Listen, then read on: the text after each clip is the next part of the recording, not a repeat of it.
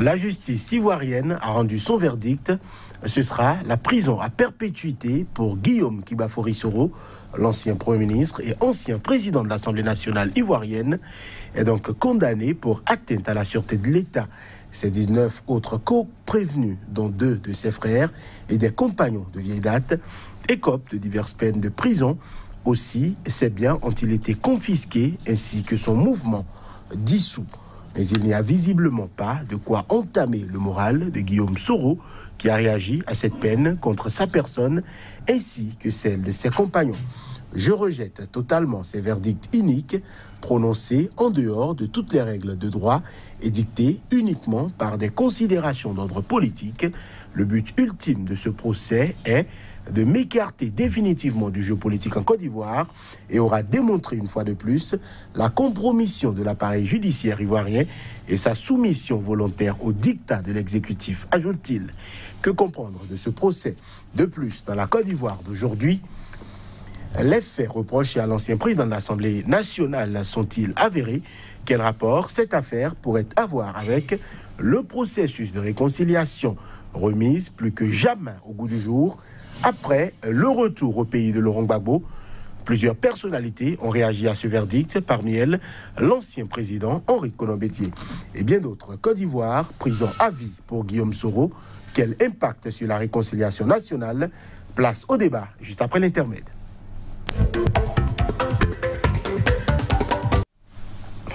À nouveau, bonjour à chacun, bonjour à tous. Avec nous aujourd'hui, Dieudonné Lokossou, bonjour. Bonjour, grand militant des droits de l'homme, vous êtes panafricaniste, ancien secrétaire général de la CSA Bénin. Face à vous aujourd'hui, sous le même date, bonjour. Bonjour, cher ami. Vous êtes consultant en problématique du terrorisme, spécialiste des questions de protection et de sécurité. Dieudonné Lokossou, ma vraie question est pour vous. C'est un verdict, on va dire, qui surprend un peu. On ne savait pas forcément que le réquisitoire du bureau de procureur serait suivi. Guillaume Soro, condamné à la prison à perpétuité. Bon, moi-même, j'ai été vraiment sincèrement surpris. Et puis, c'est quelque chose qui est prémédité, taillé sur mesure. Si on prend les événements qui se sont déroulés en Côte d'Ivoire ces derniers jours, on ne peut qu'être surpris. Mais moi, je ne suis pas surpris parce que en octobre dernier, le président Alassane Ouattara a dit que l'acte posé par son ancien camarade était gravissime et que ça méritait une perpétuité. Et la justice l'a suivi. C'est pour cela que nous disons, pour médire des gens, que la justice en Afrique, c'est une justice aux ordres. Ça prouve éloquemment que les juges ont suivi ont mis en œuvre la déclaration du président de la République qui devait se mettre au-dessus de la mêlée. Donc, les institutions sont sous la coupe d'un seul homme et on procède à des verdicts qui frisent des règlements de compte. Certes, ce que Guillaume a commis comme crime, c'est sur la base d'un audio qui est encore contesté. On a dit que ça, depuis 2019, or, ses partisans soutiennent que c'est en 2017 et qu'on a trouvé des armes au siège de GPS, son parti, qui a été aussi conséquemment dissous. Et ensuite, il y a des armes qu'on a jetées dans les lagunes. Les services de renseignement sont où? Alors donc, moi je crois que l'ingratitude est la vertu permanente des politiciens, de certains politiciens. Parce que tout ce que Guillaume a consenti comme effort, et aujourd'hui ce n'est plus la CPI qui le condamne, alors qu'il était déjà sous le coup d'une autre condamnation de 20 ans par contumace, parce qu'il aurait détourné des deniers publics et usurpé des biens de l'État, alors que c'est un bâtiment administratif, c'est un bâtiment qu'on lui a affecté en tant que Premier ministre ou président de l'Assemblée nationale. Alors donc, lorsqu'on voit tout ça, alors qu'il a dit que c'est l'ère de la réconciliation, de la consolidation de la paix, mais tout porte à croire que c'est lui-même qui porte un coup à cette nouvelle vision de la Côte d'Ivoire. Alors, M. le Mnamzat, votre première réaction déjà à l'annonce donc du verdict concernant Guillaume Soro et ses co-prévenus, on sait qu'il y en a plusieurs, des avocats proches de lui, c'est 2 de ses jeunes frères qui sont militaires. Ceux-là vont visiblement, sinon, ont déjà retrouvé leur famille, puisque leur condamnation n'était pas aussi, on va dire, le verdict n'était pas aussi important que ce que Guillaume Soro a récolté et que d'autres aussi ont récolté. C'est un écopé de 20 ans de prison. Votre première lecture par rapport à cette nouvelle saga judiciaire qui donc connaît, pourquoi pas, un premier point, sinon un premier épilogue? En fait, je me rends compte que, comme le disait le doyen Lokossou, que notre justice, disons la justice en Afrique n'a jamais été adéquate. On ne rend pas justice là où il faut. Et mieux, il faut voir ce procès-là comme étant, moi je le dis, c'est un deuxième procès de la honte, après celui vécu par le président Laurent Gbagbo à la CPI. Un président qui annonce par avance le verdict, n'est-ce pas, d'une justice, c'est à croire que cette justice va être aux ordres. Et ça n'a pas échappé. La condamnation dont il faisait cas est celle que nous constatons aujourd'hui. Je remarque aussi dans ce procès-là qu'il a une tendance un peu politique. Vous voyez bien sûr que bon, ceux qui ont été libérés au même titre que les frères du président Soro Guillaume, je veux parler du ministre Alain Loboyon, qui était un farouche opposant du président Alassane Ouattara. C'est lui qui appelle maintenant un dialogue entre le président Guillaume Soro et, n'est-ce pas, le président Ouattara, sachant qu'il n'a pas ni permission de l'ensemble du procès qui vient d'être dissous. Des difficultés à vous recevoir sur le Mnamzat. Des difficultés à vous recevoir. Nous allons... Non, je vous reçois. Vous nous recevez, mais nous ne vous recevons pas bien du tout. Dieudonné Lokossou, j'allais vous demander. Vous me recevez, là. On a des difficultés à vous recevoir. On va essayer de vous recontacter tout de suite même. Dieudonné Lokossou, par rapport, on va dire, aux griefs et aux reproches faits à l'ancien Premier ministre et ancien président de l'Assemblée nationale, Guillaume Kibafori Soro, on sait qu'il a quand même pris la parole officiellement au cours du processus électoral pour appeler, on va dire, que ce soit les forces sociales, les forces militaires. Il a tenu un certain nombre de propos qui pourraient être vraiment accusés d'appel à l'insurrection ou à la rébellion. Le régime Ouattara est une survivante de la rébellion. Donc je ne vois pas en quoi, si un rebelle redevient rebelle, en quoi ça peut gêner. Donc, c'est à travers la rébellion qu'il a dirigé, contrôlé la moitié nord de la Côte d'Ivoire. Ils ont perçu uniquement des impôts, des taxes.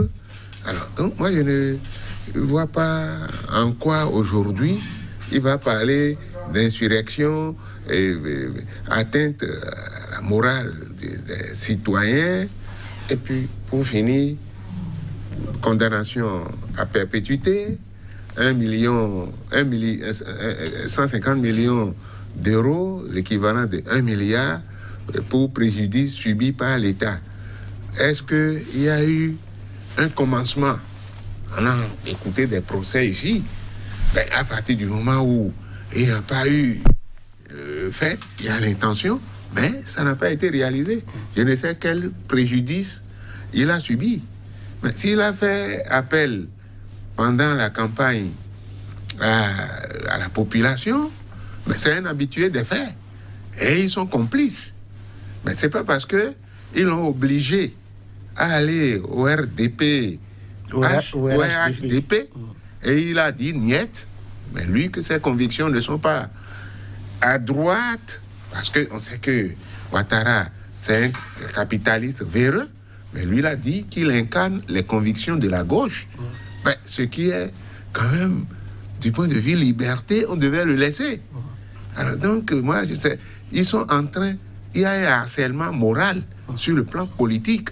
Donc, on doit pouvoir laisser le monsieur s'exprimer librement, parce qu'il n'est plus dans le pays. Pour moi, il ne constitue pas un danger.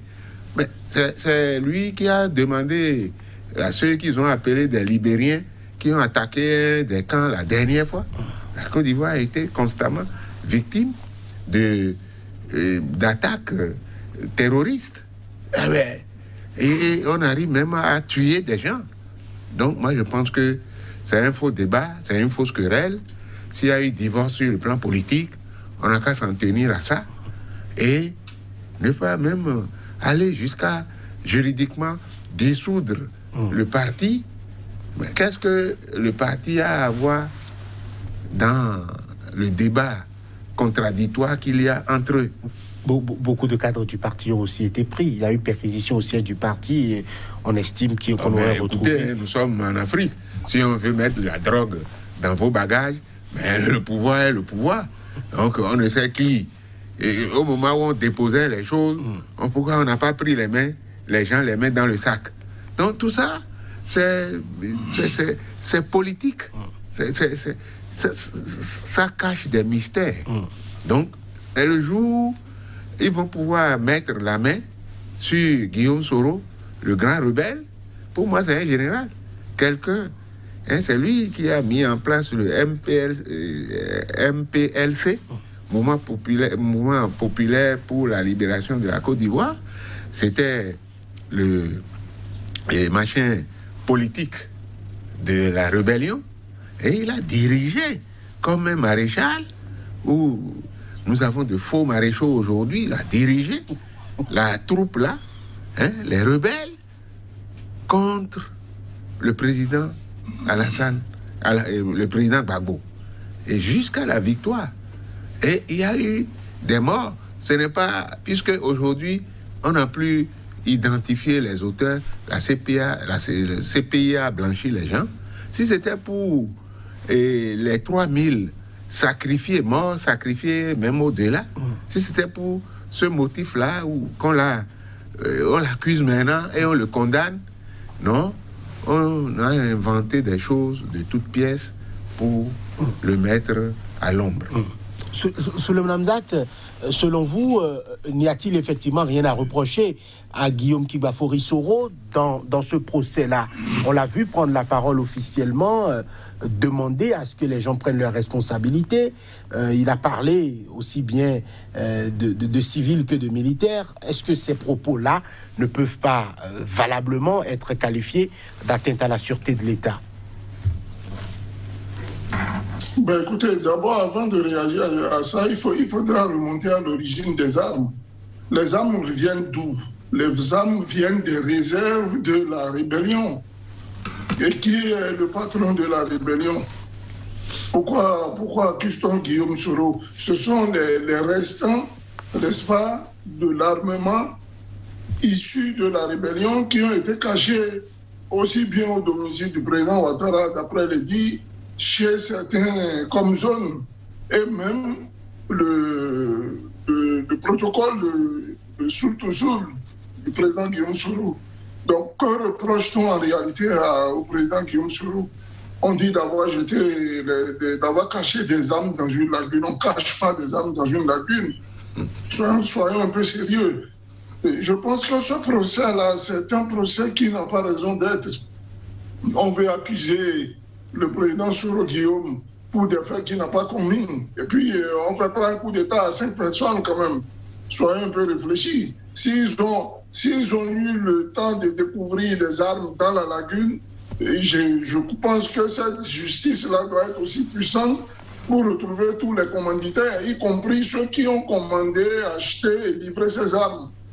Donc ce procès-là, c'est un faux procès. C'est un procès qui n'a pas raison d'être. Et mieux, comme l'a dit le doyen, comme le disait le doyen, j'allais dire, je ne vois pas les raisons qui font la dissoute d'un parti politique qui, de près ni de loin, n'est mêlé à une tentative de coup d'État.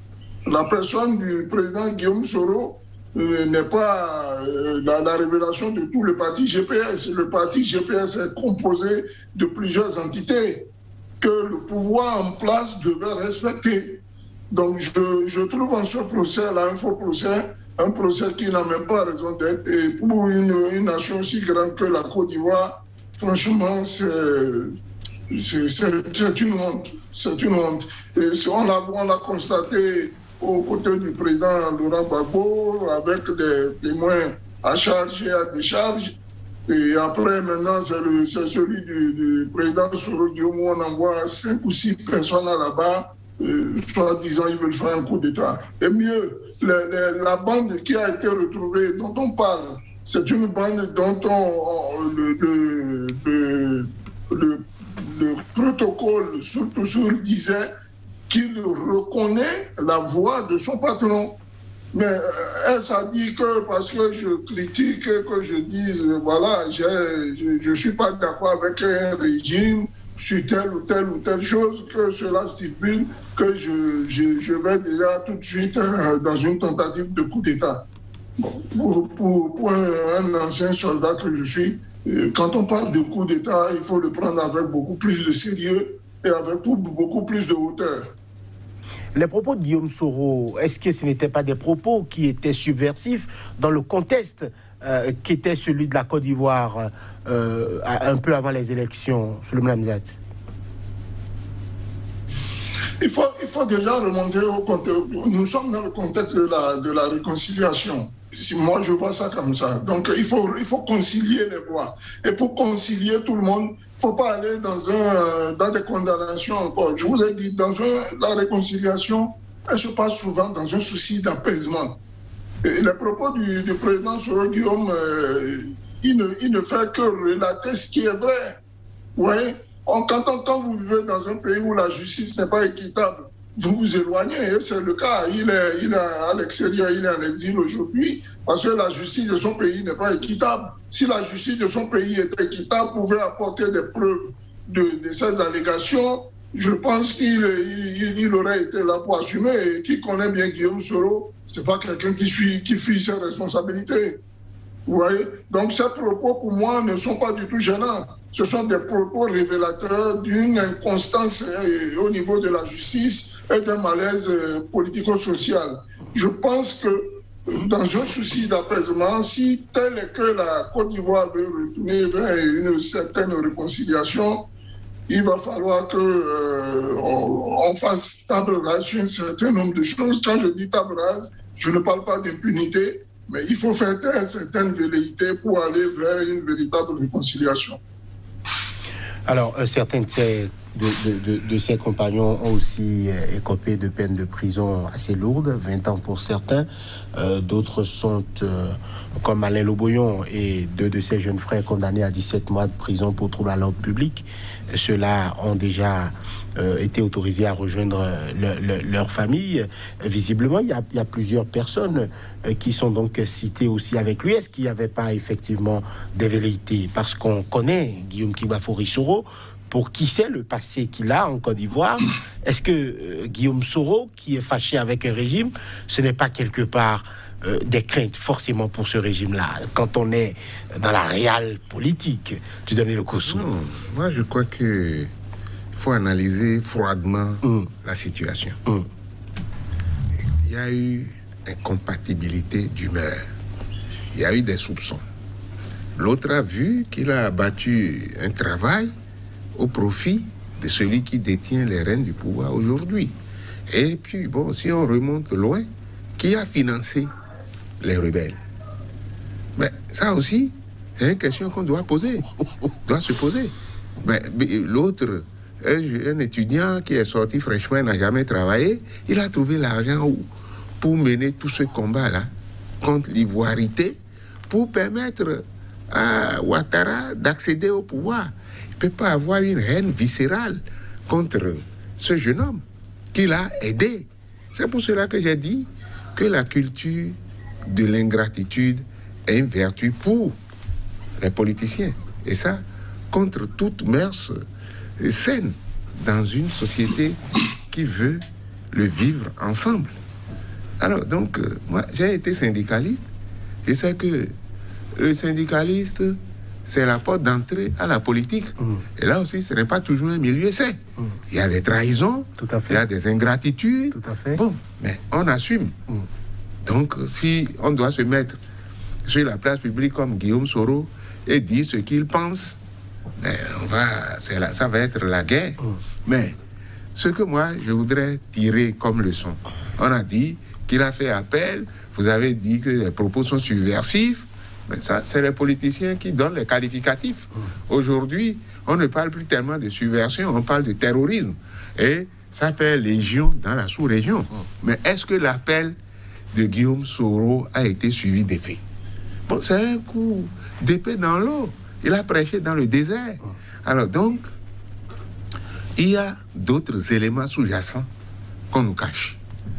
Et j'ai dit tout à l'heure que le président a dit que les actes posés par son ancien camarade de lutte étaient des actes qui méritaient la perpétuité. Mais où est la séparation des institutions? Un chef d'État qui se lève, qui dit ça, c'est comme si c'était une prophétie. Et la justice est tombée dans le panneau et il est allé même au-delà de la volonté exprimée par ce monsieur qui n'a dû son pouvoir qu'à un truc, même s'il a financé. Et ça, on n'a jamais révélé ça. C'est ça qu'on a caché au monde entier. Mais moi, j'ai entendu hier le président Gbagbo qui est allé dans son village natal et il a commencé par dire des choses. Qu'il revient. C'est comme une prophétie, comme Jésus. Jésus revient, il a dit qu'il revient. Et quand vous voyez les choses, il ne faut pas mélanger la vie privée. Divorce, où l'autre réclame des milliards, elle va faire des révélations. Mais ce n'est pas maintenant. Mais l'autre a une sensibilité, c'est un homme. Il a un cœur. Mais il ne peut pas. Ils ont créé le parti ensemble. Ils ont pratiquement fait tout ensemble, accident, prison. Mais et si aujourd'hui, la polygamie n'est pas interdite en Afrique, qu'il fût-il avoir le rang de chef d'État, il est libre. Il est libre. Les femmes sont trop nombreuses. Elles ont besoin d'être casées. Bon, donc, la guerre entre Guillaume Soro, le président, et la justice, c'est des montages monstrueux. Et il faut que, si on veut pas porter atteinte à la réconciliation et chercher des raccourcis pour impliquer, coller à ses adversaires, amis d'hier et adversaires aujourd'hui, lui coller des choses, ce n'est pas une bonne chose. Sinon, il y aura d'autres Guillaume Soro. Hein. Donc, on n'a qu'à faire attention parce que la paix est toujours fragile en Afrique. Voilà. Sur le Lamdat, un mandat d'arrêt a été prononcé à l'encontre de Guillaume Soro et de toutes les personnes condamnées qui ne sont pas actuellement sur le sol ivoirien. Non, ça. En effet, oui, on a entendu parler de ce mandat d'arrêt, même qui a été au niveau de la France. Mais quand vous envoyez un mandat d'arrêt, il faut bien justifier le pourquoi de ce mandat d'arrêt. La justice ivoirienne et le pouvoir ivoirien qui envoie ce mandat-là n'arrivent toujours pas à justifier le bien fondé de sa véracité. Ouais. Il savait qu'on envoie des mandats d'arrêt de partout, même au niveau de la Cour africaine, je crois, la Cour africaine des droits des peuples, il y a des mandats comme ça qui ont été envoyés. Les gens ont demandé, on a envoyé un réquisitoire qui prouve, qui atteste des actes posés par ce dernier. Rien. Il n'y a rien qui a été envoyé. C'est pour cela que je vous dis, ce procès, il est vide. C'est une coquille vide.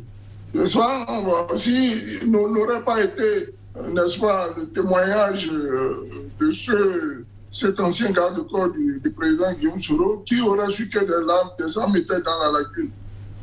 Et puis ces armes-là dont on parle, il faut savoir quelles sont leurs origines, comme je le disais précédemment. Qui les a commandées et elles ont à quel but? Ce ne sont pas des armes qui ont servi l'armée ivoirienne, ce ne sont pas des armes prises dans les dépôts, des dépôts de munitions et munitions de l'armée ivoirienne.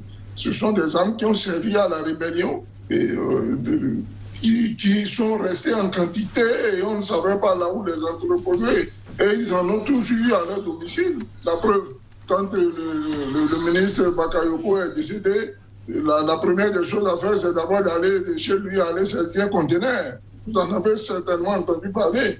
Dans un conteneur, mais pas du papier. Hein? Pour un homme de son rang. Donc, ça vous dit quoi? C'est que, bon, on lance des condamnations à tout va, on instrumentalise la justice. Et comme d'ailleurs, j'allais sauter dessus, comme le dit mon co-débatteur, maintenant les lois votées contre le terrorisme est devenue la mode dans la sous-région. Regardez ce qui se passe au Sénégal. Donc la justice, elle n'existe plus. Et vous voyez, on va de frustration en frustration. Et comme il a bien dit pour clôturer sa prise de parole, il peut y en avoir d'autres Guillaume Soro d'ici demain. Parce que à force d'être frustré, même si ce n'est pas le cas, le terrorisme qui est ambiant dans la sous-région pourrait en faire une voie d'ouverture sur la Côte d'Ivoire. Alors, aujourd'hui, le contexte ivoirien est un contexte où on parle beaucoup de paix et de réconciliation. On sait qu'on a enregistré le retour effectif sur le sol ivoirien de l'ancien président Laurent Gbagbo. Est-ce qu'il y a un parallèle entre l'affaire Guillaume Kibafori Soro et le retour de Laurent Gbagbo? Est-ce que peut-on établir un parallèle entre ces affaires-là? On ne peut pas faire un lien. Peut-être qu'on a posé cet acte sur le plan juridique pour effrayer, pour prévenir Gbagbo. Mais Gbagbo est insaisissable. Il a des convictions de gauche et il n'est pas un politicien hypocrite. Il dit ce qu'il pense. Donc, c'est établir un lien, un parallèle entre ce qui c'est le Guillaume Soro et Gbagbo. D'abord, il y a une incompatibilité entre les deux hommes. Donc, ce serait vraiment faire preuve de légèreté. Ensuite, le verdict à l'issue duquel on a émis un mandat d'arrêt, je crois que si on doit tenir compte de la supposée faute ou le complot supposé, présumé, fait par Guillaume Soro, mais il y a une disproportion entre le verdict et l'acte. On ne peut pas justifier aujourd'hui de la matérialité d'un coup d'État. Bon, ça, pour moi, tout ça là, c'est imaginaire. Et vous croyez que la communauté internationale, où la démocratie est ancrée, ne se plie pas aux injonctions des choses là. Mais ils font ça, et puis c'est ridicule. Même les Africains, certains pays africains n'exécutent pas à la lettre. Donc, c'est un essai, un coup de ballon d'essai qu'ils ont fait. Vous allez voir, Guillaume Soro, il vit, il est dans un espace où on ne le voit même pas. Donc, ceux qui sont actuellement au pouvoir en Côte d'Ivoire, mais jusqu'ici n'ont pas justifié les gens qui ont été sacrifiés, puisque les auteurs n'existent plus dans un camp. Mais poussons l'investigation dans l'autre camp pour donner satisfaction à ceux qui réclament à bon droit une justice. Bon, la justice n'existe pas. Les gens ne s'occupent que des vétilles. Donc nous ne pouvons pas continuer comme ça. Et comme je le répète, mais aujourd'hui, la terminologie, c'est le terrorisme. Mais dans les années là, on parle de subversion Mais aujourd'hui, de plus en plus, ce vocable-là tend à disparaître. Le néologisme aujourd'hui, c'est le terrorisme ou narcotrafiquant. Pour un oui ou un non, lorsqu'on prend un adversaire, ou bien on cherche à forcer les gens qui sont des gens bien établis à la tête des sociétés, on fait des pressions pour qu'on ouvre le capitaux et les gens refusent, eh bien, on leur trouve quelque chose et pour les faire taire. On n'est pas dans un espace sérieux sur le plan politique. Alors, je Ramzat, l'impact que ce procès pourrait avoir sur le processus de réconciliation nationale en Côte d'Ivoire? Je pense avant d'arriver aux impacts, qu'il faudra trouver dans une compatibilité d'humeur entre le président Laurent Gbagbo et le président Soro Guillaume. Je pense que les deux parlent de réconciliation. Ils ont demandé, d'une part, pour le président Laurent Gbagbo, qu'on s'asseye et qu'on discute. Mais le président Guillaume Soro avait bien commencé ce débat-là bien avant. Il a pris un cortège, on l'a vu sillonner tout le nord de la Côte d'Ivoire, il en revenait vers le sud quand les problèmes ont commencé à se poser à son niveau. Mais il parlait aux Ivoiriens en ces thèmes-là de réconciliation. Et je me souviens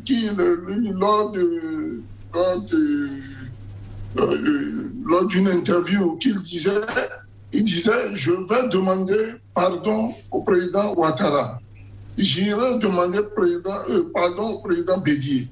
Et je vais même aller à La Haye rencontrer le président Gbagbo et mon frère Charles Blé Goudé pour leur demander pardon.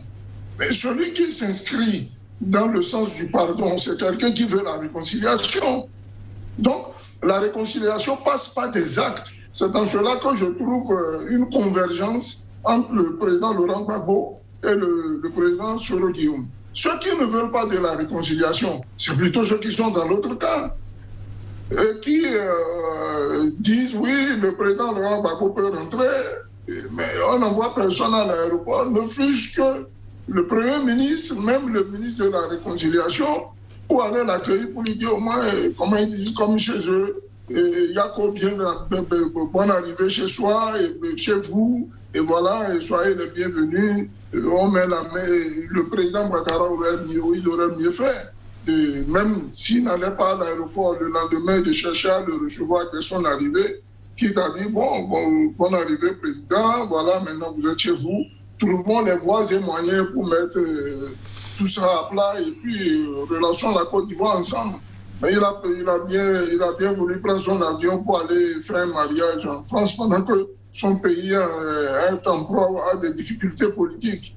Ouais, donc, c'est une manière pour moi de voir un peu le laxisme de la classe politique en général. Je l'ai souvent dit, les politiciens se foutent des peuples. Ils pensent qu'à leur ventre. Ils pensent qu'à eux, c'est des gens qui, je ne sais pas, il va falloir trouver un autre thème pour relancer une autre machine humaine au plan politique, mais parler de classe politique, il va falloir ranger ça derrière nous. Ce sont des gens qui, en réalité, ne s'occupent pas du peuple, ils pensent qu'à eux. Et moi, j'encourage les présidents Laurent Gbagbo et Soro Guillaume à continuer le combat ensemble avec leur frère Charles Blé Goudé, le ministre Charles Blé Goudé, à aller vers une réconciliation véritable. Ils passeront tous, la Côte d'Ivoire restera. Donc, en cela, moi, je suis un partisan de la paix. Je pense qu'il faut nécessairement se battre pour aller vers la paix. Mais si il est question que d'autres ne veulent pas aller à la paix, il y a aussi d'autres moyens de prier Dieu pour qu'il en décide autrement. Alors, par rapport à ça, moi je crois que les trois hommes ne sont pas en harmonie. Ils ne sont pas en harmonie parce que Gbagbo ne peut pas oublier. Quand il a perdu son pouvoir, Guillaume et Soro étaient au centre. Et il se méfie de lui comme un feu. Parce que lorsqu'il a émis l'idée d'aller le rencontrer, d'aller le voir, et c'est une fin de non-recevoir. Blé Goudé et son ancien son président sont du même bord. Donc, ils ne disent pas la même chose. Tu as troublé l'ordre quelque part et Gbagbo a fait gratuitement la prison pendant 10 ans. Il a fait la prison pour rien. Il ne peut pas oublier. Et quand vous l'écoutez, il a commencé par dire ça, par sortir ça là. Et bon, il a dit, ils sont venus le chercher, il n'y a rien. Voilà comment il parle son français là. Il dit, il n'y a rien là. Donc, je crois que les gens, comme ils sont dans un mandat irrégulier, un mandat frauduleux, bon, il faut inventer quelque chose pour accrocher le peuple. Et de jour en jour, la démocratie recule en Côte d'Ivoire. Et par effet de contagion, ça s'étend presque dans les autres pays de la CEDEAO, en dehors peut-être du Ghana. Et puis, bon, si on doit aller plus loin, l'île Maurice, mais vous ne pouvez pas identifier aujourd'hui, dans cet espace-là, un seul pays et on va dire que la démocratie marche parfaitement. C'est des gens qui ont violé leur propre constitution, 2 mandats, 3e mandat, et d'autres sont dans la perspective du 3e mandat. Quand vous prenez le cas du Sénégal, où on prend des lois comme c'est le néologisme sur le terrorisme, bon, quand on appelle terroristes, les terroristes sont au Mali, au Niger, à Ouaga, ils ne se retrouvent jamais pour dire nous allons envoyer l'armée comme les gens qui sont dans un espace en Afrique de l'Est, là, Mozambique, pour dire bon, on va envoyer une armée commune pour aller bouter. Mais ici, ce n'est pas ça. Leur armée, c'est pour mater le peuple, les mains nues. Donc moi, quand les gens empêchent même les marches, ils ont peur des marches, parce que ça peut donner un effet de contagion. Mais ouais, où se trouve la démocratie? Quand on dit ça, on dit, il ne faut pas faire référence, les autres sont là depuis 200 ans, depuis 400 ans. Mais nous, il nous faut combien? Il n'y a qu'à définir le cadre.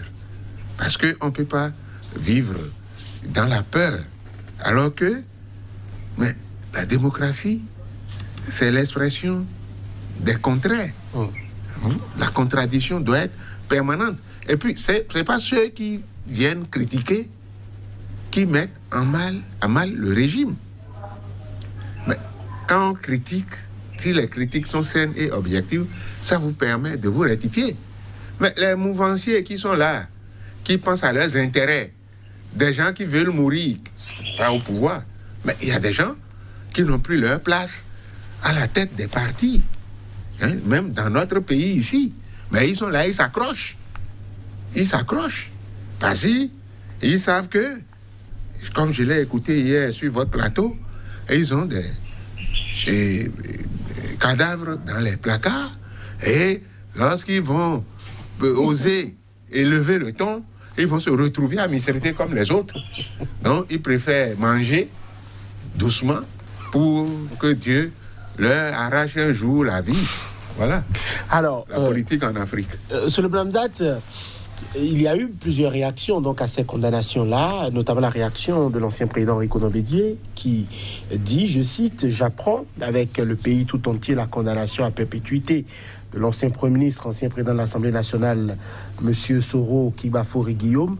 18 autres prisonniers politiques, pour la plupart proches de lui, sont également condamnés à des peines lourdes. Dans ma qualité d'ancien président de la République, totalement engagé pour le retour de l'unité dans la diversité entre toutes les filles et fils de la Côte d'Ivoire meurtris par plus de 20 années douloureuses de crise, j'appelle encore urgemment à un dialogue national inclusif afin de trouver ensemble le chemin du pardon et de la réconciliation vraie. Je ne finis pas de tout lire. Voilà en gros la réaction donc de Henri Konan Bédié. Votre lecture sur le bonhomme date. Déjà, ce langage politicien de l'Assise nationale, ou je ne sais pas quel autre mot d'autres politiciens donnent, C'est un disque qui est rayé. C'est un disque qui est rayé. Il faut trouver d'autres approches pour régler les problèmes liés à la nation. Ouais, moi, je m'inscris un peu en faux dans ce que dit le patriarche Bédié, avec tout le respect que je lui dois. Il a l'âge d'être mon grand-père, n'est-ce pas? Mais il a été quand même celui par lequel l'ivoirité a commencé. Ça aurait pu s'exprimer autrement. Moi, j'étais aux côtés du général Robert Djeyi à l'époque. Vous voyez? Donc ça pose des problèmes. Que celui qui y est allumé le feu se met dans le contexte de n'est-ce pas, de l'unité aujourd'hui. Il n'est pas un secret pour tous les Africains, en particulier les Ivoiriens, que c'était le contexte de l'ivoirité qui a empiré la crise en Côte d'Ivoire. Mais bon, c'était pas non plus un motif pour en arriver aux exactions qui sont faites, vous voyez, qui ont été faites aux populations. Mais moi, je pense que le président Bédié aurait pu s'inscrire, comme il a fait au lendemain de cette crise-là, dans un refus du 3e mandat déjà, et ensuite fédérer, n'est-ce pas, tous ceux qui, en tant que patriarche, tous ceux qui ont l'intention d'aller vers une véritable réconciliation. Ne l'a-t-il pas fait? Je pense qu'il est sur ce contexte-là, dans le même train que le président Laurent Gbagbo, que le président Soro Guillaume et bien d'autres. Et je pense qu'ensemble, s'ils doivent véritablement aller vers une réconciliation qui est honnête, sincère, n'est-ce pas, je pense qu'ils ont beaucoup plus de poids que tous les RHDP unifiés. Et je voudrais aussi chuter par là en disant que il ne faut pas voir le procès de Soro Guillaume comme quelque chose d'important. C'est juste le refus de retourner au RHDP, c'est tout. J'ai entendu un ministre, je ne cite pas son nom, parce que c'est lui faire de la publicité, qui disait au temps des campagnes que si vous n'êtes pas au RHDP, vous libérez le tabouret. Ce ne sont pas des propos à tenir quand on est un responsable politique. On peut le dire dans les polices, mais pas en public. Et c'est devenu une chanson, vous voyez, qui engendre la xénophobie. Ça engendre le racisme politique. Et chacun se met de son côté. Moi, je suis député, moi, je suis Doula, moi, je suis quoi, et puis voilà. Ouais, il faut créer un État-nation. Il faut finir par la création d'un État-nation en Côte d'Ivoire. Commencer déjà par rayer sur les cartes d'identité, les ethnies, les origines et tout ça, et amener les Ivoiriens à parler de la même voix. Je suis pour une partie des propos du président du patriarche Bédié, en ce sens-là qu'il faut aller vers une réconciliation. Mais il faudra que lui-même se fasse un peu un mea culpa par rapport au concept de l'igualité. Alors, la grande espérance du bonheur pour tous, après tant de souffrances de nos populations, doit vaincre nos querelles du passé et nos douleurs, a écrit Henri Konan Bédié. J'ai confiance dans la volonté du chef de l'État à être le pilote de la Côte d'Ivoire réconciliée et rassemblée. Bon, moi, il m'est difficile d'apprécier à sa juste valeur ces belles paroles. Ces belles paroles de Oufoué. On ne peut pas allumer le feu. Bédié. On ne peut pas allumer le feu hier et aujourd'hui se présenter comme un champion, comme un saint pour prôner ce qu'on a rejeté hier. Donc toutes les difficultés de la Côte d'Ivoire, mais en grande partie, reviennent de lui. L'autre dictateur dont il a hérité le fauteuil, Oufoué, bon, mais on n'a pas vu autant de choses là. Lui mettait des gens en prison, il tentait aussi la corruption. Bon, les gens ont résisté. Mais aujourd'hui, tout le monde parle de dialogue inclusif. Mais avec qui? Guillaume Soro, qui est un vrai opposant, aujourd'hui, est écarté. Mais les gens créent leurs oppositions. Mais est-ce qu'un opposant peut s'improviser? Ou quand les gens viennent sur des plateaux, on dit nous sommes opposition tranquille, opposition constructive. Donc les autres sont des oppositions, ils ont un terme là. Bon, mais un opposant ne peut pas tomber du jour au lendemain du ciel.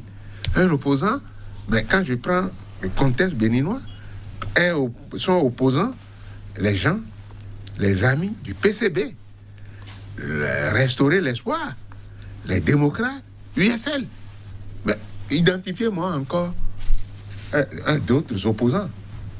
Un opposant ne veut pas dire qu'il est constructif. Il est constructif, mais il n'est pas au pouvoir. Mais il doit critiquer. Mais je n'ai jamais vu des opposants, mais ils ne sont pas dans l'arème politique de l'opposition, mais collés à...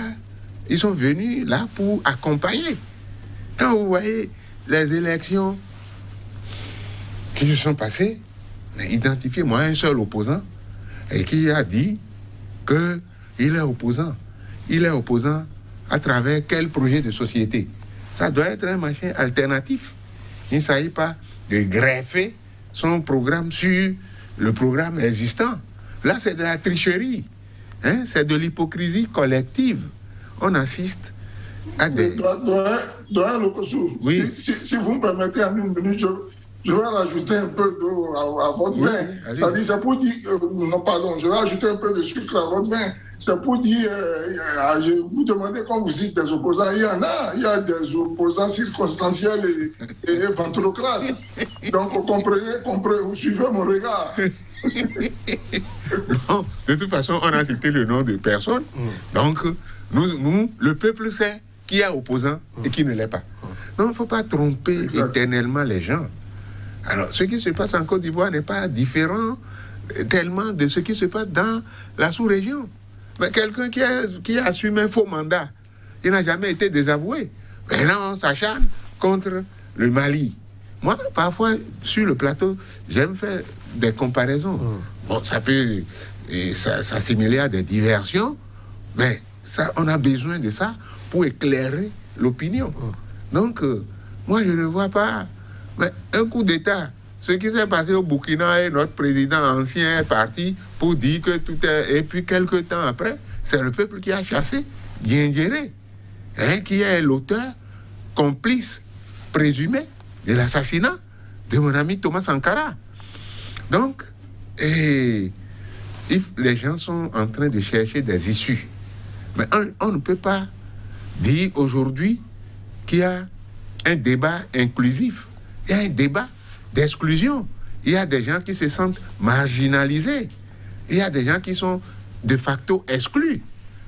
Et sans être politique, j'en fais partie. Je suis contre toute dictature.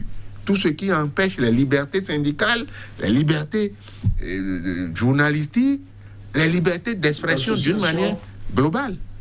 Donc, mais quand j'entends les gens, mais c'est pas...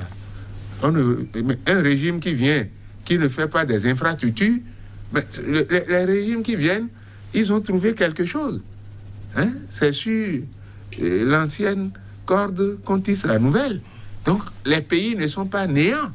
Il y a toujours des choses qu'on réalise. Mais venir dire, affirmer, sans honte ou sans modestie que les gens n'ont rien fait. Mais je m'insurge contre ça. Il y a toujours quelque chose qui est fait. Moi, j'ai été syndicaliste. J'ai laissé des traces. Et les gens suivent. Et ils ajoutent, ils font ce qu'ils veulent à leur manière. Donc, je ne peux pas venir là pour dire que mon prédécesseur n'a rien fait. Ça, c'est une injure à la mémoire collective. Alors, M. Le Lamdat... manque de respect pour le peuple. On parle de paix, de cohésion. Laurent Gbagbo est rentré en Côte d'Ivoire. On a vu la ferveur qu'il y a eu à Abidjan. Aujourd'hui, il est retourné dans son village. Mais entre-temps, il a pris la parole quelques fois. Quelle est votre lecture de ces communications-là de l'ancien président Laurent Gbagbo? Trois volets d'observation. Le premier, son arrivée en Côte d'Ivoire. Le deuxième, pour avoir pris la parole ou à travers lui-même ou à travers ses avocats, l'affaire Simone Gbagbo. Et en troisième, son arrivée dans son village. Pour remonter au premier, je voudrais saluer le peuple ivoirien dans son ensemble, mouvance et opposition, n'est-ce pas, qui ont permis le retour du président Laurent Gbagbo. Je pense qu'il faut tirer le son de ça et savoir raison garder, se dire que de toute manière, qu'on le veuille ou pas, Laurent Gbagbo reste un fils de la Côte d'Ivoire et de l'Afrique en général. Et aujourd'hui, il reste une icône mondiale. Sur le deuxième point, il y a la politique, la politique familière, la politique au sens de la famille, semble prendre le devant sur les débats aujourd'hui en Côte d'Ivoire du fait de la demande en divorce du président Laurent Gbagbo. Il n'y a que le président Laurent Gbagbo ou Dame Simone Gbagbo et Yves qui peuvent, n'est-ce pas, savoir le pourquoi de leur séparation. Et ce n'est pas à nous de nous en mêler. Je pense que là, il faut évoquer la sagesse africaine pour dire qu'il ne nous revient pas à nous de mettre, n'est-ce pas, la nudité de nos parents sur la place publique. Moi, je suis peu le dandy pure souche. Il y a des choses qui ne se font pas. Mais chez nous on ne se met pas sur la place publique. J'en vois sur les réseaux sociaux qui sont là à insulter la personne du président Laurent Gbagbo, des enfants qui ont 35 ans, 25 ans, qui l'insultent et qui auraient pu être des arrière-petits-fils. Laurent Gbagbo, pour nous, c'est une icône et il faut s'en arrêter là, puisque le combat est panafricain. C'est parce qu'il s'est sacrifié pour l'Afrique que nous autres panafricains, nous tenons à ses côtés. Ces histoires, ces problèmes de ménage, ça ne nous concerne pas. Ça ne concerne que les deux. Et je pense que tout homme ou toute personne responsable, n'est-ce pas, aurait pu faire fi de ça et continuer le combat. Il ne faut pas se laisser distraire par les manœuvres de celui qui veut utiliser cette corde mal ficelée pour atteindre, n'est-ce pas, le couple Gbagbo. Je pense que Madame Simone et Yves Gbagbo devraient savoir raison garder, ne pas céder au velléités. Le troisième point, en effet, c'est celui de la rencontre avec son peuple en passant d'abord par son village, en allant saluer, comme lui-même il a dit, sa maman, n'est-ce pas, qui n'a pas vu enterrer, profiter pour rencontrer les parents du village, échanger avec eux, leur apporter un certain nombre d'explications, comme c'était le cas hier, leur parler de sa détention, de comment il a pu vivre là-bas, etc. Et un peu de ce que je peux qualifier de sa deuxième épouse, Madame Nadi Bamba, que nous respectons beaucoup, à qui il a voulu que les gens de son village apportent un soutien et une reconnaissance. Parce qu'elle a passé quand même 8 ans à faire Bruxelles-La Haye, n'est-ce pas, en voiture, les mardis, jeudis et samedis, d'après ses dires. Et c'est elle qui lui apportait de l'argent, cet argent-là qui était, n'est-ce pas, mis dans la même cagnotte que celle du président Charles Taylor et du président Bemba du Congo démocratique, et qui servait à nourrir même d'autres prisonniers africains qui étaient à leur côté. Donc, ils faisaient à manger, ils mangeaient ensemble. Ouais, cet élan de solidarité qu'il avait avant d'être arrêté l'a conduit à La Haye et l'a ramené encore au pays. Et enfin, il est allé dans ce discours-là d'apaisement en demandant à ce que, bon, les gens, il n'y a rien. Comme il le dit, il n'y a rien. N'en faites pas cas. Voyez l'avenir de manière prospère. Mettons-nous ensemble pour rebâtir notre Côte d'Ivoire. Et je pense que c'est un langage digne d'une personne de son rang.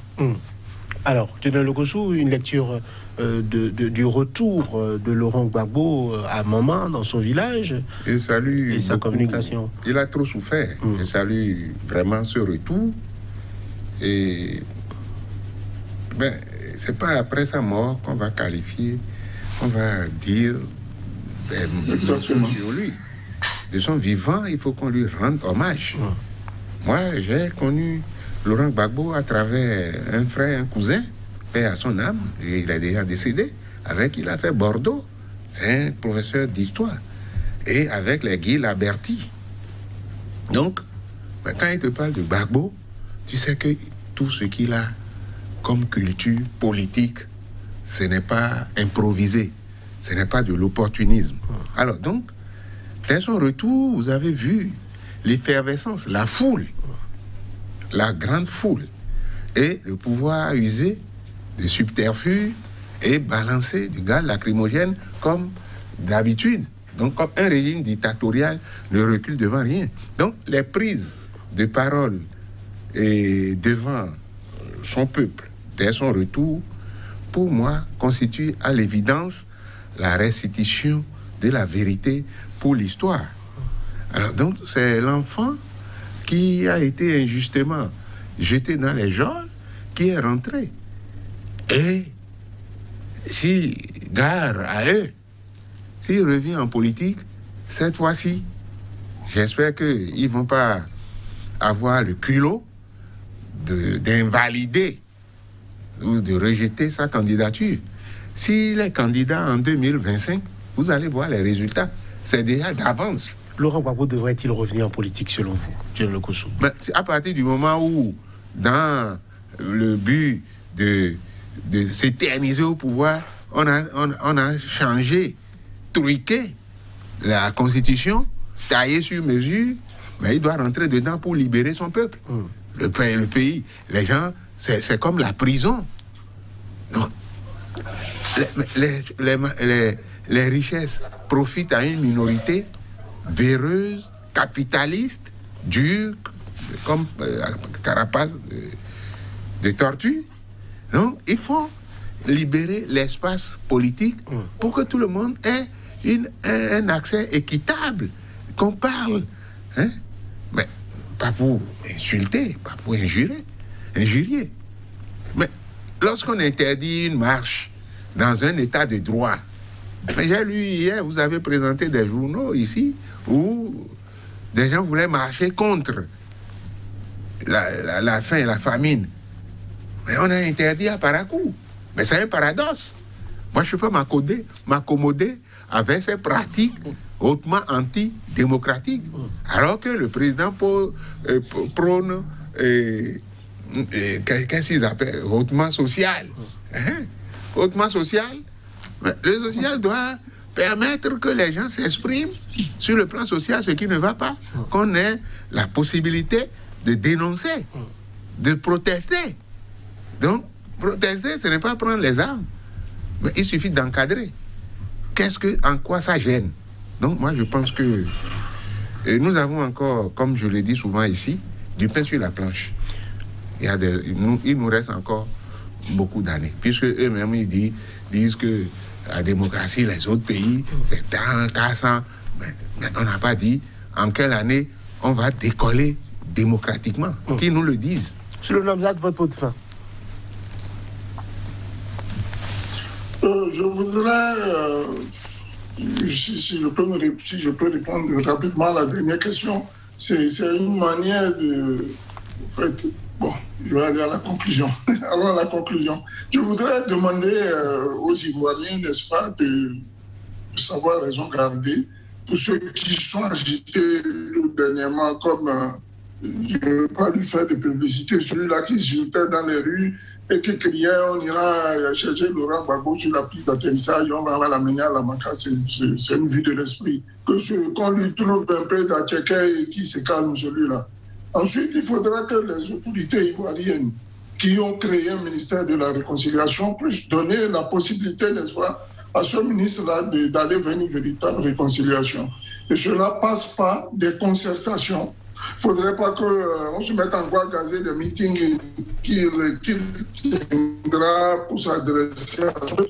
Et surtout, puisque le débat aussi a rapport au président Guillaume Soro, qu'on reconsidère déjà au niveau de la justice, n'est-ce pas, la réhabilitation de son parti et qu'il rentre au pays au même titre que Charles Blé de Goudé qu'on semble avoir laissé derrière et que la réconciliation prenne véritablement son envol. Voilà. Je pense que les Ivoiriens sont assez matures pour le faire.